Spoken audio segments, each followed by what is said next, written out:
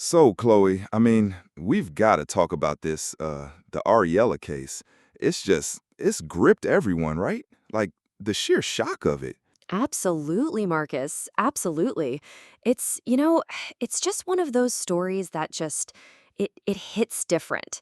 We're talking about sunrise, August 17th, 2025, this black SUV just sitting there, kind of crooked on the Cross County Parkway.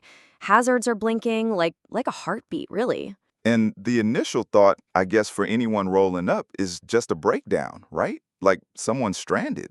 But it wasn't that at all, right? Not at all. Not at all.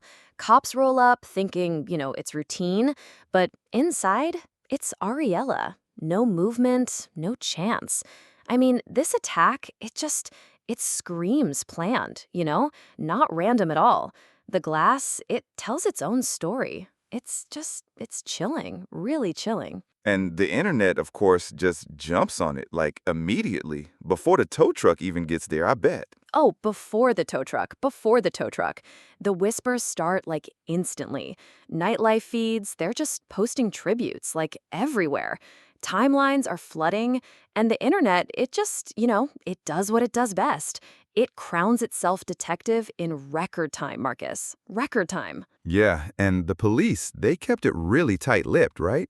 Early hours, active case, targeted, just a code morning and a colder message. Exactly, exactly. No arrests announced, no neat ending, Just a cold morning, a colder message. This wasn't noise. It was a decision. And if you think that's the whole story, you're new here. So, what was the real story behind Ariella, though? Because a lot of people just saw the headlines, but she was like a prominent figure in her own right, wasn't she? Oh, absolutely. Absolutely. Ariella wasn't a rumor. She was a face. Like a face everyone in NYC nightlife just knew, like on site. She was a bartender, prime shift, the kind of person who could just turn a slow night into a line at the door? Like people just wanted to be around her. And her online presence, too. 500,000 followers, right? That's like a huge reach. Huge, huge reach.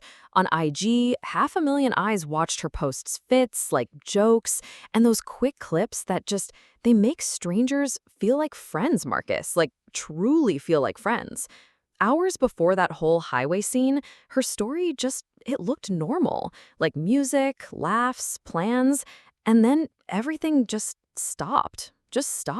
And the tributes, they weren't just like surface level. They were from like actual artists, club owners, people who knew her depth. Yeah, yeah. Tributes poured in from clubs that fed families, like off her section. Friends wrote about how she remembered birthdays, overtipped the valet. Even artists who never say much went public. That tells you plenty, Marcus. This wasn't background noise. Someone with reach, like with real-world ties, got taken out. It's a huge loss. So what happened then with all the online speculation? Because it just felt like the internet jumped straight to like a culprit within minutes. Oh, it did. It did. Here's the line, Marcus. What people said online versus, like, what's on paper. Timelines just screamed, Trippie did it. Life sentence. Case closed. It was like, cool story, like, zero backing? Police called it targeted and active. That's it. And that's all we had from official channels. No named suspect, no perp walk, no courtroom clips. But the internet, of course, just fills that void with like anything it can find. Exactly, exactly. No named suspect, no perp walk, no courtroom clip. Meanwhile, fan pages, they were just stitching old beef clips to fresh headlines like it was a match cut. It looked convincing, right? Until you ask a simple question. Where's the filing? Where's the statement? Just like silence. Total silence. And that doesn't make the grief any smaller, but it does mean we have to separate like the noise from the actual notes, right? Absolutely. Absolutely. That doesn't make the grief smaller, no. It just means we separate noise from notes. Rumors suggested payback, others claimed someone else was the real target. Again, claims, not proof. If it didn't come from a report or a badge, You treat it like barbershop talk. Loud, entertaining, and not binding. It's just speculation. So, Chloe, if we're separating noise from notes, we have to, rewind a few years, right? Because there was a feud that just got way too real. Oh, we do. We do have to rewind, Marcus. A few years, the jabs, they weren't just on tracks, you know? They were in rooms, cars, and courtrooms. 6ix9ine, he later testified he greenlit a hit on Trippie back in 2017. Jealousy, ego, industry politics, pick your poison. It's just a mess. And that turned, Instagram barking into actual real-life bruises, didn't it? That's when people stopped laughing, I guess. Yeah, absolutely. That turned Instagram barking into real-life bruises. And once you cross that line, people they stop laughing. The lives, they just got pettier and, darker. Flexing locations, dragging families, saying the one thing you never say, forget your lost ones, just to twist the knife. It was so toxic. And the diss records, they were just like the soundtrack, not the actual story, right? Exactly.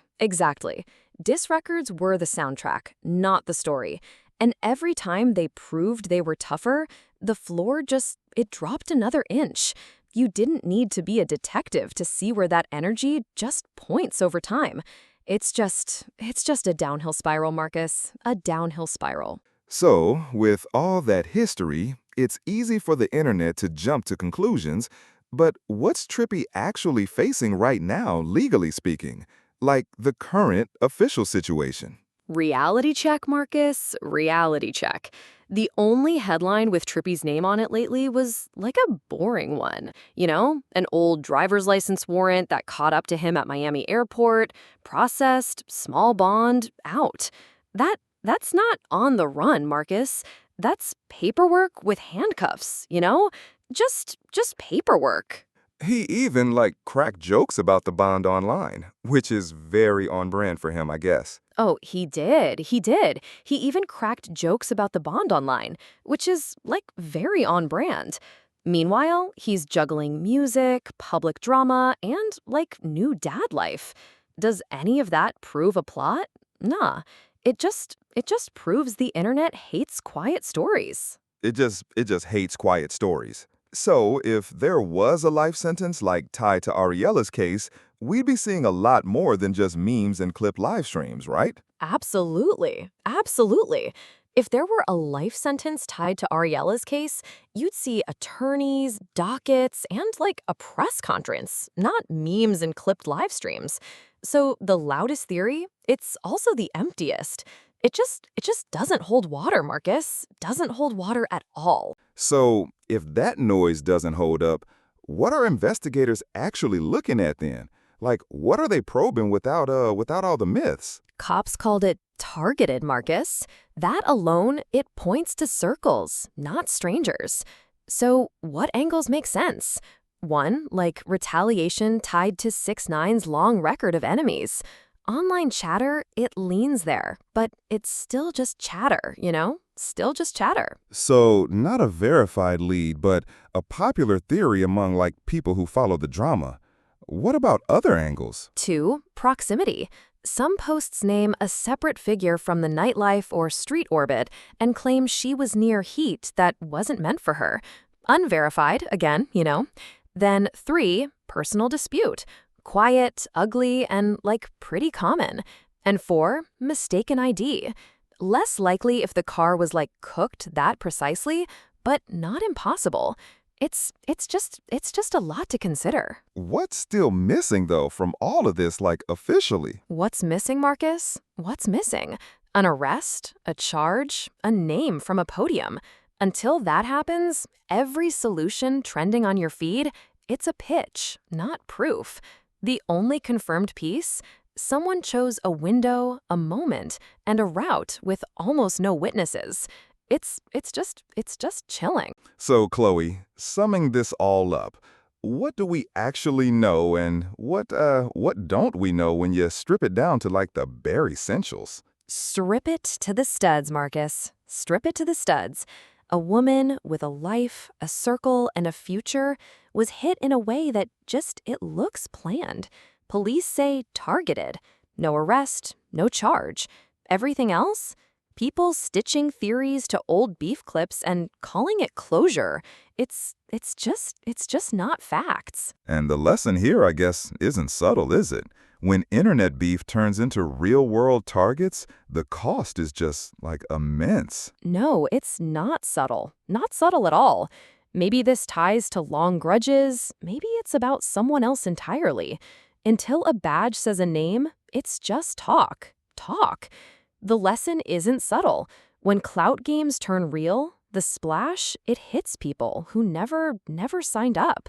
Like fans want a villain, a headline, a clean ending. But real life, it doesn't give you that, does it? It gives you silence and paperwork. Yeah. Real life gives you silence and paperwork. Hold space for her people. Stay sharp with what you share. And remember, being early is not the same as being right. If you want actual updates, Marcus, like not noise, I'll keep tracking the case and the court sheets. Tap the next breakdown, and we'll follow where the facts go, not where the feed points. It's just important.